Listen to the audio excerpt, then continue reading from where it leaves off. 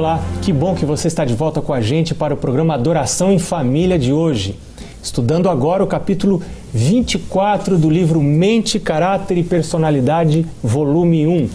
O título do capítulo é Amor no Lar. É um tema muito interessante, você não acha? Pois é, para falar sobre esse assunto estão com a gente os pastores Donato Azevedo Filho e Giovanni Félix de Souza. O pastor Donato tem a sede do seu escritório lá em Manaus. Ele é líder do Ministério da Família para a região noroeste do Brasil. E o pastor Giovanni também, líder de Ministério da Família para a região sudeste do Brasil. Muito obrigado pela presença de vocês. Ambos são educadores em família.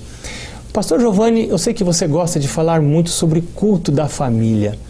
Qual seria o seu conselho hoje para as pessoas que querem estabelecer o culto da família? Qual é a vantagem de ter um culto na sua família, todos os dias? Pastor, esta é a maior arma que um pai e uma mãe têm para ensinar o seu filho o caminho do Senhor e a obedecer a Deus.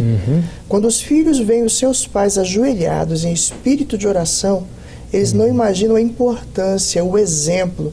Eles vão estar moldando o caráter do filho para toda a eternidade. Se eu pudesse dar um conselho aos pais, não negligencie o culto da família. São minutos, 5, 10, mas vão fazer a diferença no futuro dos seus filhos e, consequência, dos pais também, que vão se sentir felizes ao ver os seus filhos bem encaminhados no Senhor. Buscar em primeiro lugar o reino de Deus, a sua justiça e todas as outras coisas nos serão acrescentadas. Amém. Bom, vamos com a gente para o guia de estudos. Primeira pergunta, pastor Donato, de onde vem nossa afeição pelas outras pessoas, inclusive as pessoas da família? Pastor, a afeição que faz a diferença vem de Deus. Às vezes a pessoa nem merece receber minha afeição. É esse amor a Deus vertical que faz com que eu possa ter esse relacionamento na horizontal, seja com meus semelhantes. E é interessante, pastor, que no livro nós percebemos, esse fantástico que nós estamos estudando, é que essa afeição santificada, disciplinada, amável, não pode se comparar com a nossa afeição. Humana. E se tiver que comparar com essa afeição humana, é como comparar a palha ao trigo. Ou seja, nosso amor, melhor que seja, é palha. E o amor de Deus é trigo da melhor qualidade. Amém. A gente tem que buscar dele, né? O que significa, então, de amar de maneira prática, como Cristo amou? Na prática, o que é? O próximo texto da página 211 fala de 3 coisas. A primeira delas, a abnegação. O amor de Deus foi um amor abnegado. Jesus se doou. Então, a abnegação é eu não fazer minha própria vontade. Não, exatamente. Ele se entregou, ele veio pela pessoa, que foi o fruto do seu amor. E ele externou isso através de palavras. O seu olhar transmitia simpatia. Então, são 3 coisas. Abnegação, palavras bondosas e também olhares agradáveis. Como é que está o meu olhar dentro de casa? Como são minhas palavras, né? Nós estudamos num dos estudos passados sobre o papel do homem. Eu que sou homem que quero ser o cabeça, e tem homens que falam muito nisso, né? Estou sendo abnegado, estou protegendo minha esposa, né? E algo interessante, pastor, quando eu trabalho dessa maneira, no próprio parágrafo que tem a resposta, tem algo especial dizendo: o amor genuíno é um precioso atributo de origem celeste que aumenta o perfume à proporção que é dispensado aos outros. Quando eu disponho de abnegação, palavras bondosas e olhares agradáveis, esse amor vai retornar para mim. Vai perfumar a minha vida e as demais pessoas que estiverem ao meu redor. O que posso fazer para aumentar o meu amor por um cônjuge ou por um filho, por exemplo? Eu não estou conseguindo amar minha esposa nem meu filho. Indubitavelmente é colocando o amor de Cristo em primeiro lugar. Quando a gente faz de Cristo o primeiro e último em nossa vida, o nosso amor se torna profundo e constante. Então eu tenho que tomar tempo para buscar Jesus, meditar em Jesus, andar na presença dele, e isso vai fortalecer o meu amor para com os outros. Quanto mais próximo eu estiver de Cristo, mais próximo eu estarei da minha família.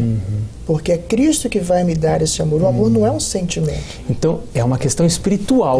Amar ou não amar é uma questão espiritual, não tanto relacional. Se eu transformo o meu relacionamento em algo simplesmente sentimental e romântico, ele se torna limitado. Mas quando ele é espiritual, ele é completo, ele é romântico. E o próprio inimigo pode jogar com as emoções, né? Joga, exatamente. Qual é uma das principais razões pelas quais o amor morre em algumas pessoas? página 212. Falta de exprimir esse amor, quando você deixa de exprimir. A pessoa não vai acreditar que você ama se em algum momento você não expressa isso, pelo menos em palavras. O ser humano, ele precisa de demonstrações. Sabe, tem homem que acha que é fraqueza dizer para a esposa, eu te amo. Né? Exatamente. Eu li um livro que dizia que você tem que dizer pelo menos uma vez por dia isso. Olha, e eu li um dia desse, pastor, diz que boa parte dos casos de insanidade no decorrência da vida, que a pessoa fica loucura, é resultado dessa falta de carinho, de amor, de expressão. Quantas mulheres não estão sequiosas e sedentas de uma palavra de carinho, de amor, de afeto? Às vezes não tiveram isso do pai e agora tem a desgraça de não ter isso do marido também. Isso leva à loucura em alguns casos, já pensou? Isso leva à loucura. E vou dizer uma coisa, a verdadeira expressão de coragem está em você dizer para a pessoa que você está ao seu lado, eu te amo, eu preciso de você. Isso é coragem. É verdade. Isso é ser forte. É verdade. Gente, página 212 agora. Qual a principal característica do amor puro? Esse amor puro é um amor que nasce em Deus. E convida a Deus, diz o texto, para todas as suas... para todos os seus planos, né? Exatamente. Porque esse amor que nasce em Deus vai fazer dele o primeiro e o último. Claro. Eu vou convidar Deus para as minhas diversões. Exatamente. Vou convidar Deus para as minhas férias. Vou convidar Deus para a minha mesa. Vou convidar Deus para a minha sexualidade. Né? E esse amor puro, pastor, é que contrasta com o amor cego, irracional, que comumente nós conhecemos como paixão, e que é muito comum, né, na adolescência, na juventude. Então, se você quer ver o amor verdadeiro, Deus tem que estar presente. Deus. Que coisa maravilhosa. Sexta pergunta. Qual é o melhor preparo que um rapaz, um jovem, pode obter para formar um novo lar, uma nova família? O que diz o texto? É os ensinamentos, né, de fidelidade dentro da casa paterna, que o levarão para um melhor exercício, né, do seu relacionamento no casamento. Ou seja, em casa, todo mundo tem alguma responsabilidade. Deveria ter, pelo menos, né? Então, quando um pai ensina um menino a desempenhar com fidelidade os seus deveres, seja lavar uma louça, seja ajudar a mãe a fazer alguma coisa, esse texto está me dizendo que esse pai está preparando o menino para ele ter a casa dele depois.